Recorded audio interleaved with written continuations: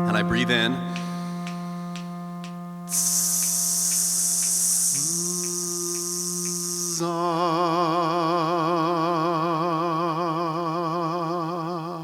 Good, so when it comes to breathing, let's cover some basics, okay? There's 3 issues that you want to keep in mind every time that you start to do this, and this is what's setting you up to sing really healthily into those high notes. So the first thing is, where do we breathe? And this is what gets confusing with a lot of singing. So you're going to hear different people say different things. The important thing really, guys, is that you learn what it is for yourself to take a deep breath, because we're all slightly different. We've got different relationships to our body, different athletic levels, different levels of fitness, but really different body types. And so we experience breathing differently. Like for my body, I'm a little bit more of a square shape. I'm a little bit more short and stout, right? So when I take deep breaths, I really feel that first in the stomach. So I feel belly breathing, okay? That works very well for me.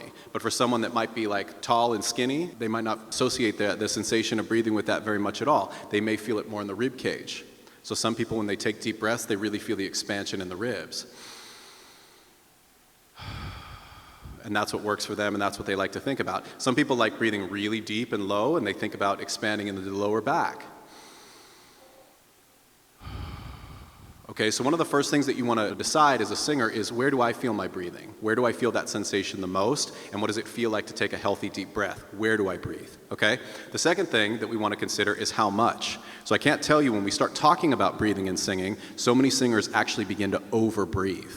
You're taking too much air for the phrase or for the style that you're singing in, and that creates stress in the body, and the stress of trying to hold on to that huge air goes straight into the voice. So we need to remember that. We actually commonly don't need as much air as we think we do. So you want to start to think, how much breath do I need for the phrase? If you're challenging the breath and you're trying to grow your lungs like we just did with those exercises, it's fine to take a deep breath. But what you don't want to feel is physical stress. So if I've got a phrase coming up, I don't want to puff up like a bird and then feel this stress that I'm trying to hold on to, and then send that stress into the singing. I want to breathe appropriately and make sure that I'm breathing the correct amount for the phrase that I'm going to be singing. So first thing is, where do I breathe for myself? And then the second thing is, how much do I breathe for the phrase or for the style or for the volume that I'm going to be singing?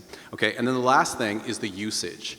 And the usage, what do I do with the breath? How do I use it? Is what we really need to consider. So that's what we just started to set up with that hissing exercise. You want to learn to take in breath quickly into your body, but you don't want to push it back into the singing as quickly as it came in. And I think that's another misconception that people get. You know, we take a huge breath, and then we immediately try to use that energy into the singing, and that tends to overstress the voice and maybe have you driving the volume and pushing too hard. So what you've got to think about is really this economy of breath, where you let breath rush into your body, rush into the lungs and fill up, but then you've got to control a smooth stream of air on the way out.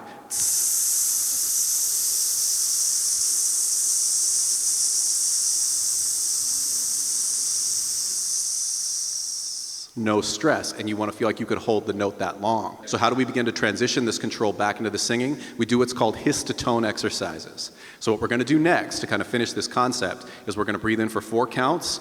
You're going to get your hissing going to manage the usage for 4 counts. Then we're going to start to vocalize the hiss. How do we do that? We go to zzz. And that's going to give you a combination where the teeth are still blocking the airflow and helping you manage it, but you're starting to activate the voice along with it, and then we're going to move that into a pure tone. So this goes like this. Each one's 4 counts, and then the last one you want to hold the note as long as you can manage. Okay? So we start with a comfortable pitch, and I breathe in.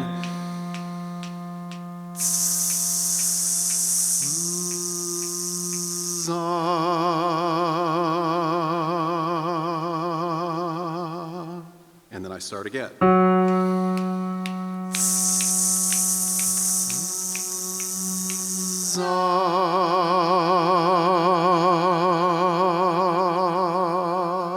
Do you see how that takes away the sensation of driving the pressure into your voice? It should feel like the voice is pulling from the reserves in your lungs, and you're feeding the voice that energy.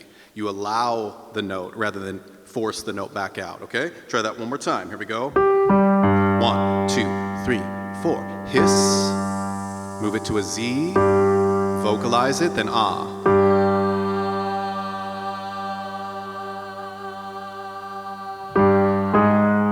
Breathe again. Breathe in. 1, 2, 3. Hiss. Strong hiss. Move to Z. And move it into the singing.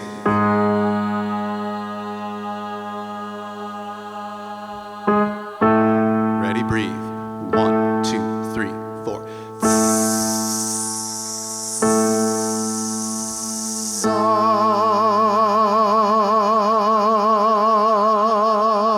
Good. So that's really important as we start to move into this. One of the things that happens when we start to sing high notes, which we're moving towards today, is that people push the air too hard. Okay? So you'll hear me say a lot in these classes, like higher does not mean harder. But it's kind of counterintuitive to the way that we would approach anything else in our life. If you want to throw a ball farther, you throw it harder, right? If you want to push extra weight at the gym, you push it harder and you give it more effort. That's not the way that the voice responds, though. So as we sing higher, your vocal cords are trying to lengthen and thin out for higher pitches. And when you're in your chest voice, they're closing with their thickest mass, okay, which means that they oscillate slower, right? And they also have more of the vocal cord involved in the sound making process. As we sing higher, they're thinning out, so you have less vocal cord mass involved in the sound making activity and more air is allowed to flow through. But if you push a bunch of pressure into thin cords, one of two problems happens. They either blow apart and you end up with a breathy sound or falsetto, or the muscles that are attached to the cords lock up because they think, here comes that pressure, I need to maintain it, I need to take it. And then they lock up and you get stuck. And you feel like you can't sing into that high pitch well. And that's what it feels like to strain your voice, okay? So this is why we have to learn how to use small, smooth streams of air, and the higher we go, we need to support the voice by having a consistent airflow, but we need to make sure that we don't overwhelm the voice with too much volume and too much breath pressure, okay? When you're doing that hiss exercise, you don't increase it. You don't push harder. You use one pressure and one smooth stream of air, and that's going to be really important for singing higher pitches and having them come out successfully. So it's actually a lot more about precision and control and balance than it is about big effort, like you would do with the large muscles in your body for things like sports or dance. Now, since we're on scales, let's make them a little bit more advanced, okay? I want you to try one again where you start to gauge that airflow. So with this one, we're going to sing that scale into 9 counts of trill, okay? And this is going to teach you to not push the air as we start singing with bigger sounds and higher sounds. So this sounds like this. I'm going to come up out of that.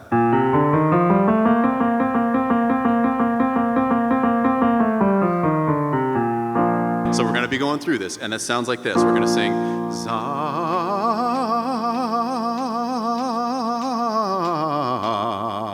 Why am I doing that? The quick tempo makes me sing with a stream of air, or my voice is going to fall apart, but it also is so fast that I can't bring up too much vocal weight. So it's starting to create a balance. And it's making me sing with air to support my voice, but not too much vocal pressure, not too much breath pressure or volume, because that would be too clunky and too heavy. So you're going to start to find a balance in your own voice where again, the breath is feeding the sound, but it's not being driven into the sound, okay?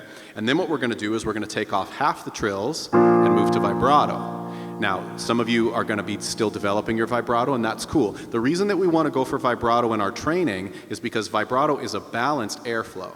When we go for straight toning, which I love straight toning, but it means that you're leaning a little bit of extra pressure on the breath, and that's starting to do away with the oscillation, the natural oscillation that can occur. So as I'm coming in, and I go, za,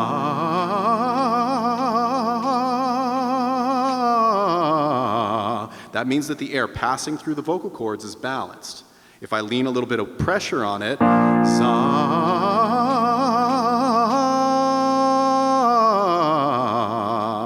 I can go for a straight tone, okay? But I want each one of you, if you can't sing with vibrato, it probably means that you're forcing a little bit too much volume and that you haven't learned to sing on top of an airflow like we need for high notes and for stamina in singing. So it's important that each one of you pursues vibrato, and then you can choose whether you want to sing with it in the specific style or the genre that you're singing in. You don't have to use it, but you need to find it so that you understand that relationship in the singing technique, okay?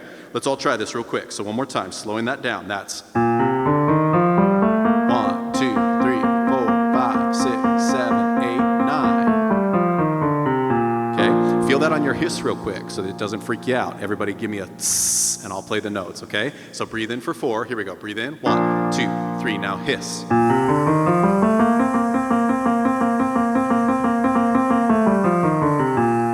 See, you're all still alive, okay? You can do it. Okay, so let's try za, okay? And come through it. 2 and 3 and 4.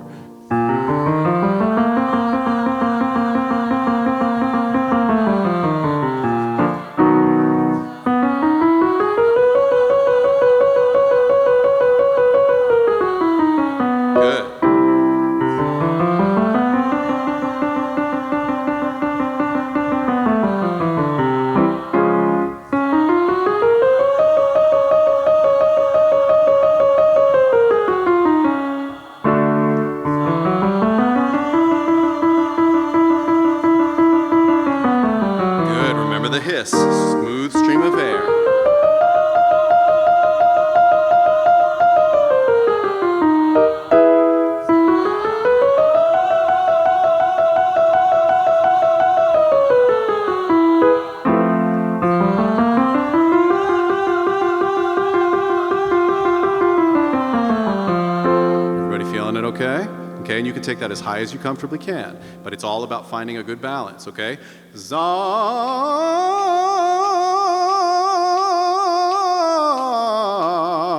just a smooth stream of air, not freaking the voice out, okay? If I'm too light, za,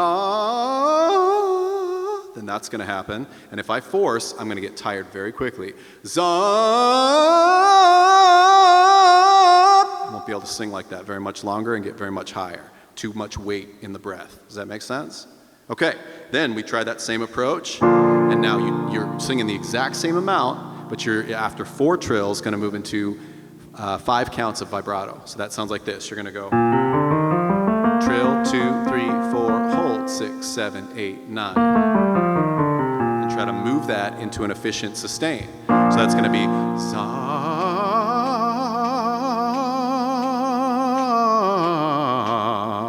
Okay, let's try. Breathe. 1, 2, 3, 4. 6, 7, 8, 9.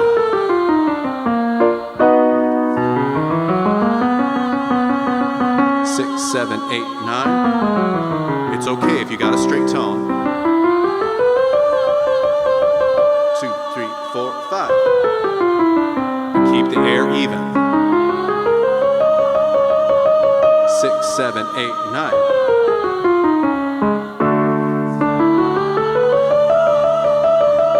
Six, 7, 8, 9.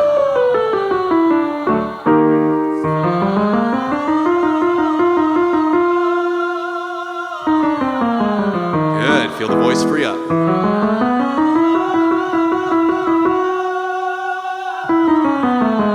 Don't drop the breath early. Smooth stream of air. Feeling that? Good. Interested in more voice training? Visit us at wolfstudiosnyc.com.